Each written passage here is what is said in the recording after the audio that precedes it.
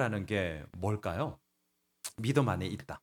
자, 뭐 가장 단편적인 것은 오늘 이 예배의 자리를 지키는 거라고 생각을 합니다. 지난 금요일부터 뭐 멀게는 이제 다음 주 화요일까지 뭐 연휴로 뉴스 보니까 뭐 없다고 해도 여행 많이 가더만요. 그런 돈은 다 있어요. 여하튼 그렇게 여행 가는 분들이 많죠. 자, 그거에 비하면 이 시간, 이 아침 이렇게 일부 예배를 드리고 있다라는 거, 주일 성수를 한다는 거, 이거 단연코 믿음 있는 겁니다. 믿음 안에 있습니까? 예, 저 주일 성수하는데요. 저 이거 되게 중요한 기준이라고 생각하거든요. 또 어떻습니까? 믿음 안에 있는 게 뭐냐? 큐티하고 기도하는 거 아닐까요? 여러분 먹고 살기 바쁘시잖아요. 하지만 큐티하는 시간을 내가 내는 것, 기도하는 시간을 내는 것, 단지 뭐 교회에 와서 이렇게 하라 이런 거 아닙니다. 우리의 지극히 평범한 삶의 일상 가운데서 우선순위를 가지고 내가 그렇게 하나님을 생각하고 단 1분이라도 아니 10분이라도 말씀을 묵상하고 하나님 제가 오늘 이렇게 살았네요. 결산하는 기도로 아니면 하나님 오늘 하루를 제가 이렇게 시작합니다. 출발하는 기도로 하나님의 은혜를 구한다는 것 저는 단연코 믿음 안에 있는 증거라 저는 분명히 말씀드릴 수 있습니다. 자, 분명해요. 자, 바울은 오늘 본문에서 고린도 성도들에게 묻고 있습니다. 너희들 믿음 안에 있는가? 자, 이렇게 묻고 있습니다. 예수 믿지 않는 분들에게 이 질문하는 게 아니고요. 이미 우리처럼 교회를 다니고 있는 고린도 성도들에게 이 질문을 하고 있는 겁니다. 그렇다면 여기에는 뭔가 좀 있는 거겠죠. 단지 주일 성수를 하는가, 큐티를 하는가, 기도를 하는가, 이거 분명히 중요한 지표입니다. 하지만 이것을 뛰어넘는 뭔가가 있기 때문에 너희들 믿음 안에 있는가?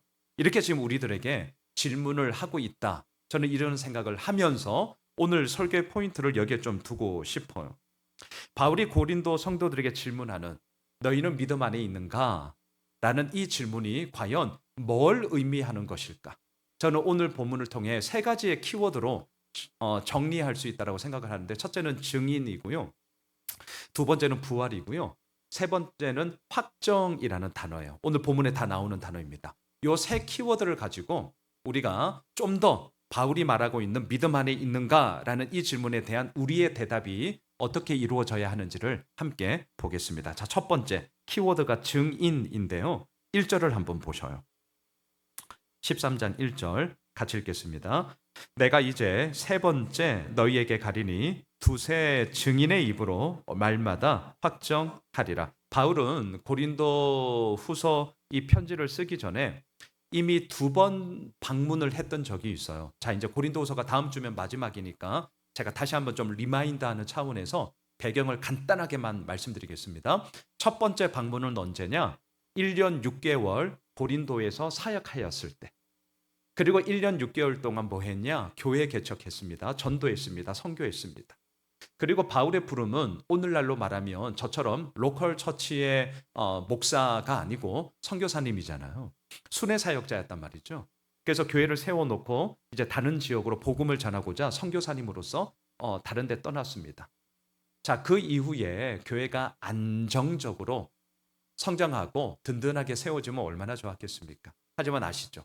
바울파, 아볼로파, 게바파, 그리스도파, 또 교회 안에 음행의 문제, 우상 숭배의 문제, 자기들끼리 싸웠는데 해결이 안 되니까 세상 법정에 막 고소 고발을 하고 막 난리가 났습니다. 이 소식을 들으니 바울의 마음이 좋을 리가 없죠. 그래서 어떻게라도 문제를 해결하고 싶은 마음에 첫 번째 편지를 쓴 게 고린도 전서였어요. 이 편지를 써서 이 문제에 대해서 해결해 주고픈 도움이 있었단 말입니다. 하지만 편지로 해결되지 않았습니다. 그래서 어떻게 했느냐? 바울이 찾아갑니다. 선교 사역을 하던 것을 잠깐 스탑하고 짬을 내어서 고린도를 찾아가요. 이게 두 번째 방문입니다. 자, 찾아갔어요. 문제가 해결됐냐? 안 됐습니다. 결론적으로 말하면 차라리 안 가느니만 못하게 되었습니다. 그나마 관계가 있었던 것도 끊어질 상황이 되어져 버렸어요. 더욱더 속상함이 가득 차게 되었습니다. 바울은 잠깐 시간을 내서 온 것이기 때문에 끝까지 있을 수는 없었습니다. 그래서 너무나도 불편한 마음을 담아 그동안 사역을 하고 있던 에베소로 다시금 돌아갔어요. 에베소에서 선교를 하고 있지만 고린도 교회의 문제가 해결되지 않으니 얼마나 걱정이 되겠습니까? 그래서 도저히 안 되겠다 싶어서 다시금 편지를 써요. 그게 뭐냐면 눈물의 편지라고 학자들은 얘기를 합니다. 아쉽지만 기록이 없어요. 하지만 눈물을 흘리면서 그 근심 걱정을 담아 다시 한번 잘해야 된다라는 격려의 내용으로 쓴 편지를 디도를 통해 보냅니다. 자, 편지를 보냈으니 기다려요. 그런데 뭐 하멍차사입니다. 연락이 하나? 이렇다 저렇다 뭔가 피드백이 있어야 되는데 아무런 연락이 오지 않아. 그리고 에베소에서 사역하던 것이 마무리되고 이제 바울은 마게도냐로 계속해서 사역을 이어져 가고 있습니다. 그런데 디도는 안 와. 도대체 고린도 교회가 어떻게 되었는지 얼마나 마음 한켠에 궁금했겠어요? 그러던 어느 날 막 에베소에서 그렇게 기다리던 디도가 안 오더니 마게도냐에서 열심히 사역하고 있을 때 이제서야 디도가 찾아온 겁니다. 그러면서 이렇게 얘기를 합니다. 바울 선생이요, 지금 고린도 교회 성도들이 다시금 열심을 가지고 애통함을 가지고 사모함을 가지고 이전과는 다른 모습으로 뭔가 으쌰으쌰 하면서 교회를 세워 가려고 합니다. 예, 선생님의 기도와 이런 편지들이 쌓이고 쌓여서 하나님의 은혜 가운데 뭔가 이루어지고 있어요. 이 얘기를 듣습니다. 얼마나 좋습니까? 얼마나 기분이 좋아요. 그래서 다시금 그 감사한 마음을 담아 쓴 편지가 고린도 후서예요. 그리고 이제 고린도 후서 마지막 13장에서 내가 이제 세 번째 여러분에게 가겠습니다 라고 지금 편지를 하고 있단 말이죠. 자, 이런 배경 속에서 이제 세 번째 가려고 하는데 오늘 본문에서 바울이 분명히 하고 싶은 게 있었습니다. 그게 뭐냐? 두세 증인의 입으로 말하는 것마다 확정하겠다라는 거예요.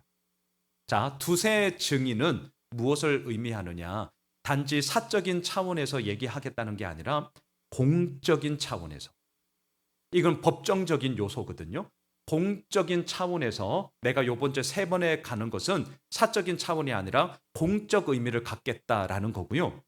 말마다 확정하겠다 할 때 확정이라는 단어의 뜻을 보니까요. 멈추어 세워서 점검하다 이런 뜻이었습니다. 멈춰 딱 세워요. 스톱. 자, 서보세요. 자, 후 불어보세요. 요거요. 멈추어 세워서 긴가민가한 것을 분명히 체크하겠다. 점검하겠다. 이게 확정이라는 단어의 뜻이었습니다. 자, 그렇다면 바울은 이제 고린도 후서 편지를 쓰면서 내가 세 번째 갈 텐데 이 세 번째의 방문은 지난 두 번째의 방문처럼 얼렁뚱땅 마무리하지 못하고 근심 가운데 돌아오는 이런 일 하지 않을 거고 공적인 입장에서 분명하게 여러분들의 상황이 어떠한지를 내가 점검하겠습니다. 이렇게 얘기를 한단 말이에요. 여러분 그러면서 2절을 한번 보시겠어요? 내가 이미 말하였거니와 지금 떠나 있으나 두 번째 대면하였을 때와 같이 전에 죄 지은 자들과 그 남은 모든 사람에게 미리 말하노니 내가 다시 가면 용서하지 아니하리라. 그렇습니다. 두 번째 대면했을 때는 얼렁뚱땅 문제가 해결되지 않고 근심 가운데 본인도 마음이 상했고 고린도 성도들도 마음 상했고 안 가느니만 못한 그러한 실패를 맛보았단 말이죠. 그래서 요번에 갈 때는 절대로 두 번째와 같이 내가 얼렁뚱땅하지 않을 거야. 그러면서 말합니다. 내가 다시 가면 용서하지 않겠다. 무서워요. 회개하지 않는 자들이 있다면 내가 이제는 용서하지 않겠습니다. 라고 아주 분명하게 얘기를 하고 있습니다. 자, 저는 오늘 질문을 던졌어요. 너희가 믿음 안에 있는가? 바울이 5절에서 그렇게 지금 우리들에게 질문하고 있습니다. 자, 믿음 안에 있는가? 여러분, 믿음 안에 있는가라는 이 질문을 지금 우리가 받았다면 우리는 이렇게 좀 되물을 수 있을 거예요. 바울 선생님이 지금 말씀하시는 믿음 안에 있다라는 것은 뭘 의미하는 거예요? 라고 오히려 되물을 수 있겠죠. 그렇죠? 여기에 대해서 저는 바울이 이렇게 답한다고 생각합니다. 1절의 용어를 좀 빌릴게요. 두세 증인의 입으로 말마다 확정하는 것. 자, 이것도 오늘 첫 번째 포인트. 믿음 안에 있는 것이다. 이렇게 말씀드릴게요. 이 말을 이렇게 한번 바꿀게요. 공동체를 통해 내가 어떠한지를 점검하며 확실하게 하는 것. 이것이 저는 믿음 안에 있는 것이다. 이렇게 달리 바꾸어 말씀드리고 싶습니다. 제자반 2학기 때 이런 질문이 나오는데요. 예를 드는 거예요. 한 친구가 목사가 되겠다라고 이렇게 이제 상담을 하러 왔을 때 여러분들은 뭐라고 이렇게 목사가 되겠다라고 하는 그 친구에게 상담해 주겠느냐? 뭐 이런 질문들이 있거든요. 저는 이제 제가 이제 현업이 목자잖아요. 저는 언제나 늘 두 가지를 늘 생각을 하는데 첫 번째는 하나님으로부터 받은 소명, 자기 확신이에요. 이거는 단연코 첫 번째 출발점입니다. 하나님께서 나를 부르셨다라는 소명의식, 자기 확신, 이거는 분명해야 됩니다. 근데 이거와 버금가게 중요한 게 오늘 본문에서 나오는 것처럼 두 번째가 뭐냐? 공동체의 점검이 필요해요. 이게 반드시 필요합니다.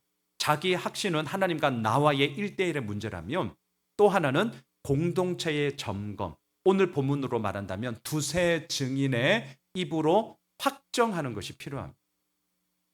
내가 하나님의 부름을 받았다라는 그 소명의식이 본인에게 있다고 쳐요. 자기는 있대요. 있다고 하는데 뭐라고 얘기합니까? 있는 거지 뭐. 그런데 그렇게 말을 하고 있는 그 친구를 볼 때 기본적인 교회 생활이 잘 안 돼. 이게 이제 공동체의 점검이에요. 뭔가 섬기고 헌신한다고 하는데 롱런하지 못해. 뭔가 그냥 반짝반짝거리지 오래 가지 못해. 이러면 말해 주셔야 합니다. 어떻게? 하지 마라. 요렇게. 하지 마. 이렇게 말씀해 주셔야 돼요. 걔를 위해서요. 그 분을 위해서요. 하면 안 돼요. 제가 볼 때 제일 중요한 요소는 뭘까? 저는 가면 갈수록 저를 볼 때 절제가 엄청 중요합니다. 막 능력, 은사 있으면 좋죠. 근데 버금가게 중요한 게 뭐냐? 목회자로서 설 때 제가 생각할 때는 절제예요, 절제. 이거 엄청 중요합니다. 그러니까 생활에 있어서 이것저것 복잡한 것들은 가지치기를 하면서 엄청 단순화시켜야 돼요. 최소한 목회를 하려면. 그런데 뭘 하는지 엄청 분주해. 뭘 하는지 맨날 바빠. 그리고 뭔가 그렇게 분주하고 바쁘다 보니까 어때요? 뭔가 좀 우직함에 있어서 뭔가 좀 약간 이렇게 특별하지는 않은데 뭔가 그 부분에 있어서 고개가 갸우뚱대. 그런 게 보이시면 말씀해 주셔야 돼요. 하지 마. 요렇게요. 이거 되게 중요합니다. 자, 이게 제가 뭘 얘기하느냐? 오늘 첫 번째. 믿음 안에 있는가라는 것에 있어서 단지 주일 성수하느냐, 말씀 묵상하느냐, 기도하느냐 그런 개인적인 차원을 뛰어넘어 잊지 마셔요. 두세 증인의 입으로 확정해 가는 과정이 우리 모두에게 필요합니다. 이게 믿음 안에 있는 거예요. 저는 이 부분을 우리 교회에 목장으로 그대로 적용할 수 있다고 생각합니다. 이거 되게 다른 분들에게 이렇다 저렇다 얘기한다는 게 어렵거든요. 저도 어렵거든요. 그렇기 때문에 목장이 필요해요. 저는 정말 소망합니다. 목장 가운데 몇 해가 지나가면서 그 가운데서 서로 간의 상호 간의 관계가 이렇게 맺어지잖아요. 그 가운데서 두세 증인의 입으로 멈추어 세워서 때로는 격려하고 축복하고 권면하고 때로는 좀 조심스럽기는 하지만 요렇게 하면 더 좋겠다라는 충고까지도 이어질 수 있는 두세 증인의 입으로 확정되어지는 시간이 우리 가운데 있는가? 저희 교회는 단연코 목장입니다. 그것이 있는가? 그것이 바로 믿음 안에 있는가 없는가에 대한 너무나도 중요한 요소다. 저는 과감하게 말씀드리고 싶어요. 자, 두 번째. 믿음 안에 있는가? 그것은 뭘 보여주느냐? 부활신앙입니다. 여러분 오늘 보면 3절을 한번 보셔요. 같이 읽겠습니다. 이는 그리스도께서 내 안에서 말씀하시는 증거를 너희가 구함이니 그는 너희에게 대하여 약하지 않고 도리어 너희 안에서 강하시니라. 거짓 교사들로 인해 흔들리는 고린도 성도들은 바울에게 끊임없이 증거를 요구했어요. 끊임없이. 그 증거는 뭐냐? 바울 당신 안에 말씀하시는 그 말씀이 뭐냐? 이걸 끊임없이 요구했습니다. 여러분, 바울은 말씀을 전하고 복음을 전하고 또 교회를 개척하고 선교를 하고 어딜 가든지 누굴 만나든지 항상 전하는 게 있었어요. 그게 뭐냐면 부활하신 예수님께서 다메섹으로 가고 있는 자기를 찾아오신 사건이에요. 바울은 이 사건을 어디를 가든지 누구를 만나든지 항상 전했습니다. 여러분, 전도하는데 고민하지 마세요. 다른 사역리, 전도 폭발 훈련 받으면 훨씬 좋습니다. 하지만 설령 받지 못했다 할지라도 고민하지 마세요. 주저하지 마세요. 전도의 가장 강력한 힘은 뭔 줄 아세요? 내가 하나님을 믿음으로 말미암아 내가 받은 은혜 내 얘기하시면 돼요. 바울의 전도가 자기 얘기. 바울은 어딜 가든지 누굴 만나든지 항상 다메섹에서 만났던 부활하신 예수님을 전했거든요. 이 사건은 내가 왜 살아야 되느냐? 본인이 살아가는 존재의 이유와 존재의 목적이 완전히 바뀌어진 전환점이 되었기 때문이었고요. 또한 이후 온갖 위협과 위험, 또한 여러 가지 많은 어려움 가운데서도 버티고, 어려움 가운데서도 나아가고, 어려움 가운데서도 오히려 풍성한 열매를 맺게 하는 출발점, 너무나도 분명한 증거였어요. 너무나도 분명한 자신의 경험이었습니다. 이걸 가지고 계속 전하고 있었단 말이죠. 그런데 어떠냐? 고린도 성도들은 끊임없이 그거 말고, 그건 했다 치고, 그거는 들었다 치고, 그거는 초신자 때나 얘기하는 거고, 그거 말고 또 다른 거 없냐, 없냐, 없냐 계속 요구하는 거예요. 사람 미치는 겁니다. 끊임없이 요구해, 끊임없이. 여러분, 왜 이럴까요? 아니, 거꾸로 증거가 얼마나 더 있어야 이들의 요구에 합당하게 되는 걸까요? 아니, 도대체 뭘 얼마나 보여줘야 돼요? 제가 이 부분을 묵상하다가 오늘 설교 요약지에도 썼는데, 야, 이건 밑 빠진 독에 물 붓기다, 물 붓기. 도대체 증거를 얼마나 보여줘야 와, 이제 됐습니다라고 얘기를 할 수 있을까? 이런 생각이 들었어요. 제가 질문 하나 할게요. 여러분, 밑 빠진 독에 물 붓기, 밑 빠진 독에 물 어떻게 채우면 돼요? 여러분들 아시죠? 모르셨어요? 제가 알려드릴게요. 밑 빠진 독에 물 붓기 간단합니다. 그 밑 빠진 독을 딱 들어가지고요. 맞아요. 우물 안에 집어넣어버리면 돼요. 여러분, 이거 되게 중요합니다. 자, 오늘 두 번째 키워드가 부활인데요. 제가 왜 이렇게 얘기하냐? 우리도 마찬가지예요. 끊임없이 증거를 요구하거든요, 사실. 끊임없어요, 끊임없. 목사님, 증거 좀 보여주세요. 불 나간다! 이렇게. 이런 걸 요구하시는가? 그럴 수도 있겠죠. 끊임없이 요구하는 이 증거, 이 목마름을 해결할 수 있는 정말 근본적인 거, 밑 빠진 독에 증거로 부어봤자 계속해서 목마름이 있을 때는요, 그 밑 빠진 독을 확 들어다가 우물에 확 집어넣어야 되는데, 그 집어넣는 믿음의 모판이 어딘 줄 아세요? 그게 사절이에요. 사절을 보세요. 부활신앙 안으로 확 집어넣어버리면 돼요. 자, 그게 사절입니다. 같이 읽겠습니다. 그리스도께서 약하심으로 십자가에 못 박히셨으나 하나님의 능력으로 살아계시니 우리도 그 안에서 약하나 너희에게 대하여 하나님의 능력으로 그와 함께 살리라. 왜 이 얘기를 하겠습니까? 끊임없는 증거 요구는요, 채워도 목마릅니다. 지금도 마찬가지잖아요. 단언할까요? 앞으로도 마찬가지입니다. 왜 이렇게 목마름이 이어져 나가느냐? 그것에 대해서 바울은 4절에서 답을 하는 겁니다. 부활 신앙 안으로 우리를 확 집어넣지 않으면 우리의 이러한 끊임없는 증거를 요구하는 목마름은 계속될 거라는 말. 기독교의 핵심은 단연코 예수님의 십자가와 부활입니다. 만일에 십자가와 부활을 말하지 않고 사랑, 배려, 섬김, 내려놓음, 헌신, 양보의 이야기를 한다면 그것은 고상한 도덕, 윤리일 뿐이지 기독교는 아닙니다. 우리는 분명히 하셔야 됩니다. 예수님은 십자가에 못 박혀 죽으셨어요. 왜? 나의 죄 때문에. 예수님은 부활하셨습니다. 왜? 죽음이 끝이 아니라 사망 권세를 뛰어넘어 영원한 생명이 우리에게 있음을 보여주시기 위해. 예수님의 십자가와 부활은 언제나 우리들의 믿음의 모판입니다. 자, 바울은 지금 우리에게 질문하고 있어요. 너희는 믿음 안에 있느냐? 도대체 믿음 안에 있다라는 것은 뭐냐? 잊지 마세요. 부활 신앙을 갖고 있는 겁니다. 저는 분명합니다. 여러분, 올해 부활절 4월 5일이었거든요.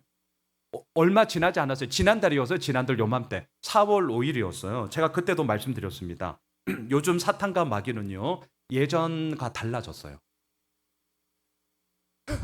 요즘 사탄 마귀는 옛날과 달라졌다고요. 옛날 사탄 마귀는 어떻게 말한 줄 아세요? 예수 부활 없다? 아직도 그런 거 믿니? 옛날에는 그렇게 우리에게 얘기했어요. 근데 요즘 믿는 사람들은 요거 가지고 안 넘어지니까 요즘 사탄 마귀는 이렇게 얘기한다니까요.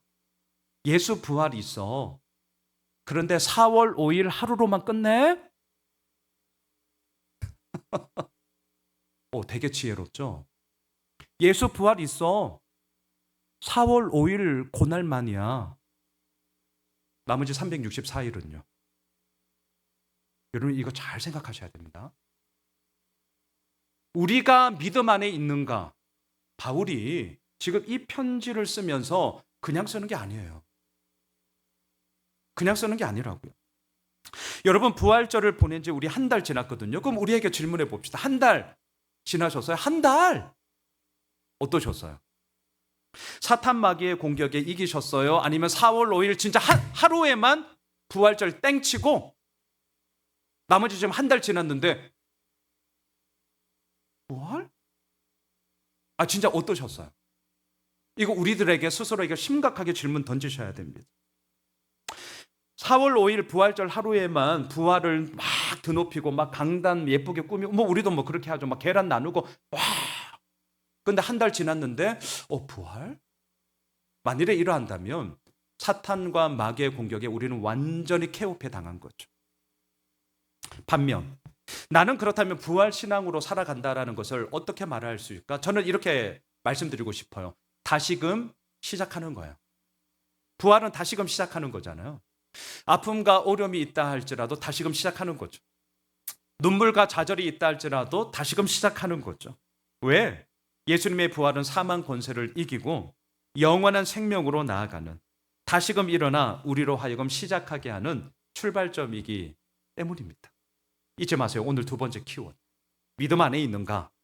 4월 5일 부활절 하루로만 부활 이렇게 끝내는 게 아니라 나머지 364일 가운데도 그 부활의 은혜가 다시 말하면 다시금 시작하게 하시는 하나님의 이끄심이 그래? 뭐 이것 가지고 그래? 나 다시금 하면 되지.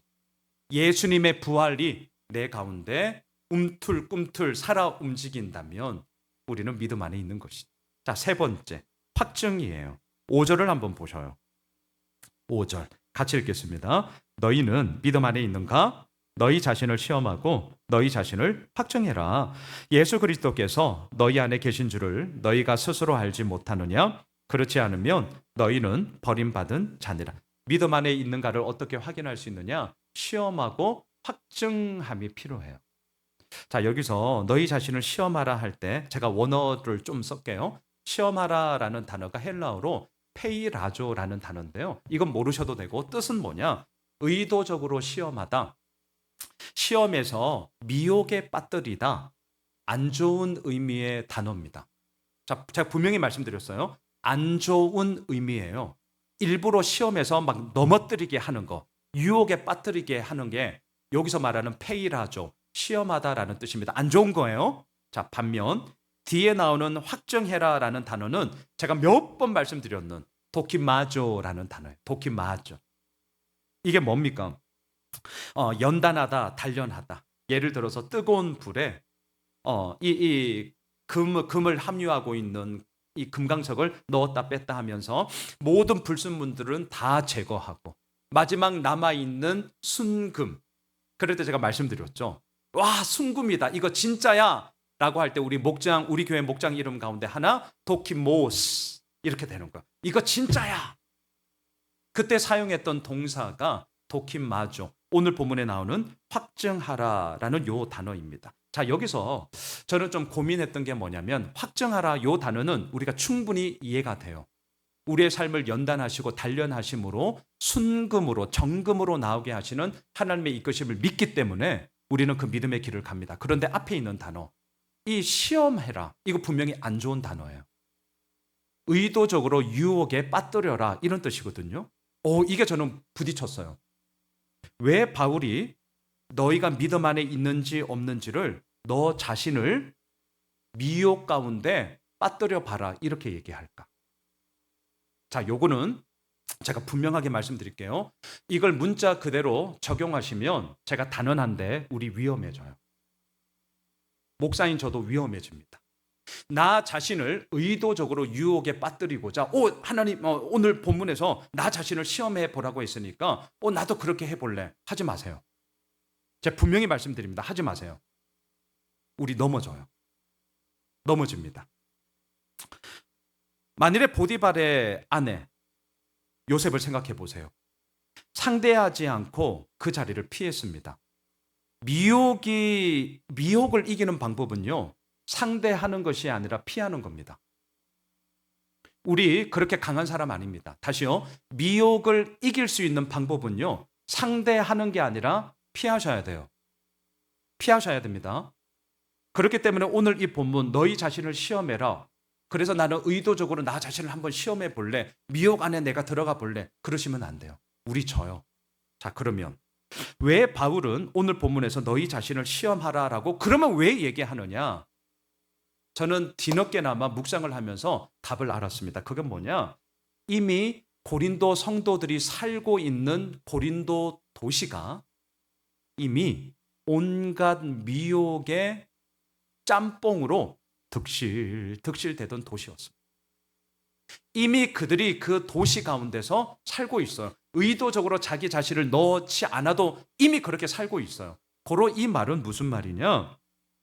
이미 그러한 미혹과 시험을 당하고 있기 때문에 너희 자신을 그 미혹 가운데 넘어지면 안 돼. 그 미혹을 이겨라고 하는 권면이자 각성으로 받으셔야 돼요. 권면이자 각성이에요.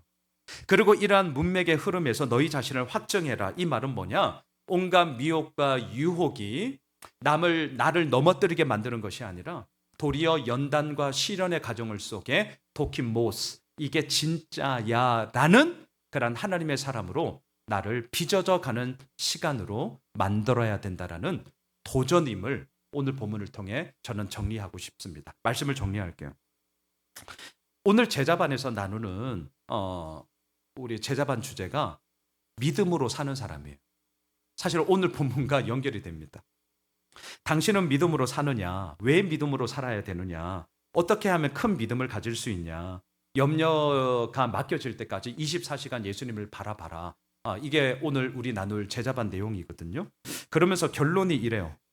제가 오늘 제자반에서 나눌 결론을 미리 좀 말씀드릴게요. 한번 들어봐 주세요.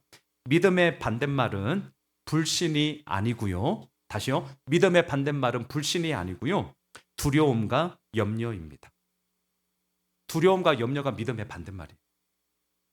온전한 믿음 가운데 서려면 24시간 예수님을 바라보겠다는 결단을 해야 합니다. 24시간 예수님을 바라본다는 것은 뭔 말이냐? 맨날 주구장창 교회에 와서 기도하라는 말이냐? 그게 아니고요. 어디를 가든지 무엇을 하든지 우리와 함께 이미 예수님이 거하고 계시다라는 것을 인식하는 것이고요. 그리고 나의 모든 삶이 하나님 앞에 코람되어 하나님 앞에 서 있다라는 분명함 가운데 나의 주어진 일을 행하는 것. 이게 24시간 예수님을 바라보는 거다. 이게 오늘 저의 제자반 결론인데요. 자, 오늘 사실 나누고픈 거는 저도 이제 예습을 해야 될 것 아니겠어요? 그러다가 제가 요가에서 메모해 놓은 걸 봤어요. 제가 메모해 놨어요. 이 메모가 뭐지 딱 봤더니 제가 까먹을까 봐 적어 놨는데 무려 3년 전 5기 제자반 때 한선명 권사님께서 그때 나누었던 말씀을 제가 막 메모해 놨더라고요. 3년 전 무슨 일이 있는지 어떻게 합니까? 그걸 발견했어요, 제가. 그러면서 뭐였길래 내가 이렇게 메모를 했나? 저도 봤어요. 보니까 생각이 나더라고요. 이런 내용이었어요. 권사님이 갑상선으로 이제 어려움을 당할 때였어요. 아프니까 어떻겠습니까? 내가 왜 이렇게 아프지? 걱정, 염려, 근심, 당연한 거 아니겠습니까? 아프니까. 그래서 권사님도 아프니까 걱정하고 염려하고 근심하고 그랬다라는 거예요. 근데 그래도 믿음의 사람이 세상 사람들과 다르긴 달라요. 자, 그 다음 말. 하루는 권사님의 마음에 무슨 마음이 들었느냐. 와, 이게 이제 저에게 너무나 은혜가 되어서 제가 메모한 거거든요. 이 말씀을 하셨어요. 아마 2부 예배 때 이제 한 권사님 오시겠죠. 그 한 권사님은 본인이 뭐 얘기했는지 아마 그때 모르실 거예요. 그때 권사님이 이런 얘기를 했어요. 여러분, 자, 들을 준비 되셨어요? 이렇게 말씀했어요. 약이 있는 병이어서 감사하다. 제가 목회생활 저 20여 년 했거든요. 처음 들었어요. 다시요. 약이 있는 병이어서 감사하다. 의학이 발달되었지만 여전히 치료약이 없는 병 참 많습니다. 참 죄송한 얘기예요. 약이 없어서 아파하고 힘들어하고 힘겨워하는 그런 시간을 보내시는 분들이 여전히 많이 계십니다. 또 사실 우리 장인옥 전사님, 우리 사모님, 최소연 사모님 뭐 웬만 다 다녔어요. 우리 계속 그래서 기도하고 있거든요, 실은. 자, 그에 비하면 비록 나도 아파서 힘들지만 아픔이 힘든 거예요. 크든 작든 힘들어요. 그렇지만 그래도 치료할 수 있는 약이 있다라는 게 감사하구나. 이게 하루는 우리 권사님 마음에 확 들어왔다라는 거. 여러분 어떻습니까? 이게 믿음 안에 있는 거 아니에요? 네, 오늘 설교 끝. 이거예요, 이거. 저는 오늘 본문을 통해서 좀 거창하게 증인, 부활, 확정, 뭐 헬라 원어 쓰면서 제가 이렇든 저렇든 좀 이렇게 폼 잡았습니다. 그거 까먹으셔도 돼요. 하지만 오늘 저의 이 결론, 아니 우리 권사님의 이 말 결론이에요. 약이 있는 병이어서 감사하다. 아니요, 어쩌면 약이 있는 병이어도 불평불만 엄청 할 수 있습니다. 과연 믿음 안에 있는 게 뭔가? 이거죠. 이거죠. 다른 무슨 부연 설명이 필요하겠습니까? 바울은 고린도 성도들에게 그리고 오늘 우리들에게 묻고 있습니다. 여러분은 믿음 안에 거하고 계십니까? 이 질문을 통해 바울이 우리에게 하고픈 진심이 있었어요. 우리를 골탕 먹이려고 하는 게 아니에요. 우리를 떠보려고 하는 게 아니에요. 이것들 믿음 생활 잘하느냐 점검하려고 이 질문하는 게 아니에요. 왜 이 질문하는 줄 아세요? 오늘 본문 10절을 보세요. 여기에 바울의 진심이 담겨져 있습니다. 10절 같이 읽겠습니다. 그러므로 내가 떠나 있을 때에, 이렇게 쓰는 것은 대면할 때에 주께서 너희를 넘어뜨리려 하지 않고 세우려 하여 내게 주신 그 권한을 따라 엄하지 않게 하려 함이라. 이게 바울의 진심이었습니다. 당신 안에 믿음이 있습니까? 우리가 이렇게 말하면 뭐야? 이럴 수 있어요. 되게 조심스러울 수 있어요. 떠보려고 하는 게 아니에요. 무한 주려고 하는 게 아니에요. 분명합니다. 넘어뜨리려 함이 아니라 든든하게 세우려 함이니라. 사랑하는 예수 오메실 가족 여러분, 너희는 믿음 안에 있는가? 우리는 믿음 안에 있습니다. 이미 하나님께서 허락해 주신 공동체를 통해 두세 증인의 입으로 우리가 서로를 확정해 가며 그 믿음의 길을 걸어가고 있기 때문입니다. 우리는 분명합니다. 너희 안에 믿음이 있는가? 예, 우리 안에 믿음이 있습니다. 왜요? 우리에게는 부활 신앙, 다시금 예수님의 부활이 있기 때문에 시작할 수 있는 힘이 우리 가운데 있기 때문입니다. 너희 안에 믿음이 있는가? 예, 우리 안에 믿음이 있습니다. 어떻게 해서요? 우리 가운데 시험하는 유혹의 이야기는 이미 우리 가운데 엄청나게 많습니다. 아니, 이미 우리 손에 들고 있는 휴대폰 버튼 몇 번 누르면 전 세계에 있는 온갖 추악함이 우리 휴대폰 안에 다 있습니다. 우리는 더한 세상을 살아가요. 하지만 이러한 시험 가운데 무너지는 것이 아니라 도끼마주 확증해가는 연단의 시간, 그리함으로 굳건히 세워지는 그 믿음의 길을 우리는 함께 걸어가고 있기 때문입니다. 예, 여기에 대해서 쭈뼛거릴 이유 없습니다. 우리는 함께 이 믿음의 길을 걸어가고 있기 때문에 믿음 안에 있는가? 이 질문 가운데 우리는 믿음 안에 있습니다. 바라기는 이 믿음의 길을 함께 계속해서 걸어갑시다. 부활신앙을 가지고 시험이 아닌 확증해 가는 믿음의 연단을 통하여서 굳건하게 세워지는 그런 귀한 은혜가 있길 주님의 이름으로 축복합니다. 다 함께 일어나셔서